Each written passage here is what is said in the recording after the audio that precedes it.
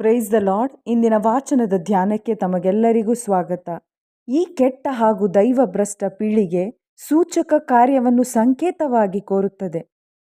ಪ್ರಿಯರೇ, ಇಂದಿನ ಶುಭ ಸಂದೇಶದಲ್ಲಿ ದೇವರ ಪ್ರೀತಿಯನ್ನು ಅರ್ಥೈಸದ ಫರಿಸಾಯರು, ದೇವರು ಆರಿಸಿಕೊಂಡ ಜನಾಂಗ, ಸ್ವಂತ ಜನ, ಸ್ವರ್ಗೀಯ ಪ್ರಜೆ, ದೇವರು ಮಕ್ಕಳು ಎನಿಸಿಕೊಂಡ ಯಹೂದ್ಯ ಫರಿಸಾಯರು ಯೇಸು ಕ್ರಿಸ್ತರ ಬಳಿಗೆ ಬಂದು ಪವಾಡ ಕೇಳಿದಾಗ ಅವರು ದೇವರ ಪ್ರೀತಿಯನ್ನು ಅರ್ಥೈಸಲಿಲ್ಲ. ಯೇಸು ಪ್ರತ್ಯುತ್ತರವಾಗಿ ಈ ಕೆಟ್ಟ ಹಾಗೂ ದೈವಭ್ರಷ್ಟ ಪೀಳಿಗೆ ಸೂಚಕ ಕಾರ್ಯವನ್ನು ಸಂಕೇತವಾಗಿ ಕೇಳುತ್ತದೆ. ಪ್ರವಾದಿ ಯೋನನ ಸಂಕೇತವೇ ಹೊರತು, ಅಂದರೆ ಯೋನನು 3 ದಿನ ದೊಡ್ಡ ಮೀನಿನ ಉದರದಲ್ಲಿದ್ದನು.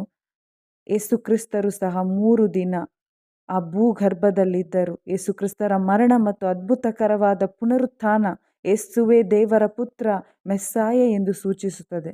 ಪ್ರಿಯರೇ, ಇಂದು ಸೂಚಕ ಕಾರ್ಯ ನೋಡಿ ವಿಶ್ವಾಸಿಸುವ ಆ ಒಂದು ವಿಶ್ವಾಸ ನೈಜ ವಿಶ್ವಾಸವಲ್ಲ. ಯೇಸುವೇ ದೇವರ ಪುತ್ರ, ನಿನ್ನ ಸಬ್ಸ್ಟಿಟ್ಯೂಟ್ ಆಗಿದ್ದಾರೆ. ಅವರು ಸತ್ತು ಸಮಾಧಿ ಮಾಡಲ್ಪಟ್ಟು 3ನೇ ದಿನ ಪುನರುತ್ಥಾನರಾದರು, ಸ್ವರ್ಗಕ್ಕೇರಿ ತಂದೆಯ ಬಲಪಾರ್ಶ್ವದಲ್ಲಿ ಕುಳಿತಿದ್ದಾರೆ. ಅವರು ಜೀವಂತರಿಗೂ ಮೃತರಿಗೂ ತೀರ್ಪು ಕೊಡಲು ಮತ್ತೆ ಬರುವರು ಎಂಬ ಸತ್ಯ ವಿಶ್ವಾಸ ನಮ್ಮಲ್ಲಿದೆಯಾ? ಅಂದು ಯೋನನ ಮಾತು ಕೇಳಿ 40 ದಿನದಲ್ಲಿ ತಾವೆಲ್ಲರೂ ನಾಶವಾಗುವಿರಿ ಎಂದು ಆ ಅನ್ಯ ಜನರಾದ ನಿನಿವೆಯ ಜನರಿಗೆ ಹೇಳಿದಾಗ ಅವರು ತಮ್ಮ ಪಾಪಕ್ಕಾಗಿ ಪಶ್ಚಾತ್ತಾಪ ಪಟ್ಟರು, ಪಾಪಕ್ಕೆ ವಿಮುಖರಾದರು, ದೇವರಿಗೆ ಅಭಿಮುಖರಾದರು. ಇಂದು ನಮ್ಮಲ್ಲಿ ಆ ವಿಶ್ವಾಸ ಇದೆಯಾ? ನಾವು ನಮ್ಮ ಪಾಪಕ್ಕೆ ವಿಮುಖರಾಗಿ ದೇವರಿಗೆ ಅಭಿಮುಖರಾಗಿದ್ದೇವ? ಒಂದು ವೇಳೆ ಆಗದೇ ಇದ್ದರೆ ತೀರ್ಪಿನ ದಿನ ನಾವು ಸಹ ನಮ್ಮ ಗತಿ ಅವರಿಗಿಂತ ಮೇಲಾಗುವುದು. ತೀರ್ಪಿನ ದಿನ ನಾವೆಲ್ಲರೂ ನಾಶವಾಗುವೆವು ಎಂಬ ಒಂದು ಎಚ್ಚರಿಕೆ ಇಲ್ಲಿ ಕೊಟ್ಟಿದ್ದಾರೆ. ಪ್ರಿಯರೇ, ದೇವರು ತಾವು ಆರಿಸಿಕೊಂಡ ಜನರ ಜೊತೆ ಒಂದು ವಿವಾಹ ಸಂಬಂಧದಂತೆ ತಾನು ವರನಾಗಿದ್ದೇನೆ ಮತ್ತು ನಾನು ಆರಿಸಿಕೊಂಡ ಜನರು ವಧುವಾಗಿದ್ದಾರೆ ಎಂದು ಇವತ್ತು ನಮ್ಮೆಲ್ಲರಿಗೂ ಹೇಳ್ತಾ ಇದ್ದಾರೆ.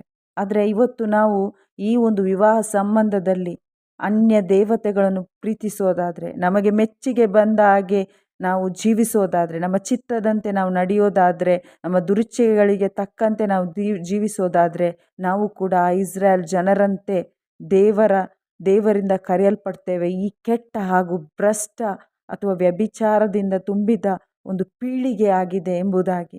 ಪ್ರಿಯರೇ, ನಾವು ದೇವರ ಪ್ರೀತಿಯನ್ನು ಇವತ್ತು ಅರ್ಥ ಮಾಡಿಕೊಳ್ಳಬೇಕು. ದೇವರು ಎಷ್ಟಾಗಿ ನಮ್ಮನ್ನು ಪ್ರೀತಿ ಮಾಡಿದ್ರು, ತಮ್ಮ ಏಕೈಕ ಪುತ್ರನನ್ನೇ ನಮಗಾಗಿ ಬಲಿಯಾಗಿ ಸಮರ್ಪಿಸಿಕೊಟ್ರು. ಪ್ರಿಯರೇ, ದೊಡ್ಡ ಅದ್ಭುತ ಇವತ್ತು ಅವರಲ್ಲಿ ವಿಶ್ವಾಸವಿಟ್ಟ ಪ್ರತಿಯೊಬ್ಬರಿಗೂ ಹೊಸ ಜನ್ಮ ಕೊಟ್ಟಿದ್ದಾರೆ.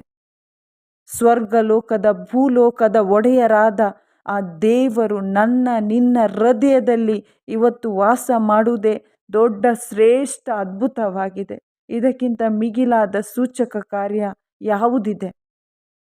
ಪ್ರಿಯರೇ, ನಾವು ಯೇಸು ಕ್ರಿಸ್ತರ ಪ್ರೀತಿಯನ್ನು ಅರ್ಥೈಸಿಕೊಂಡು ಅವರ ವಧುವಾಗಿ ಪ್ರಾಮಾಣಿಕರಾಗಿ ಅವರಿಗೆ ಮೆಚ್ಚುಗೆ ಬಂದ ರೀತಿಯಲ್ಲಿ ಇವತ್ತು ನಾವೆಲ್ಲರೂ ಜೀವಿಸೋಣ.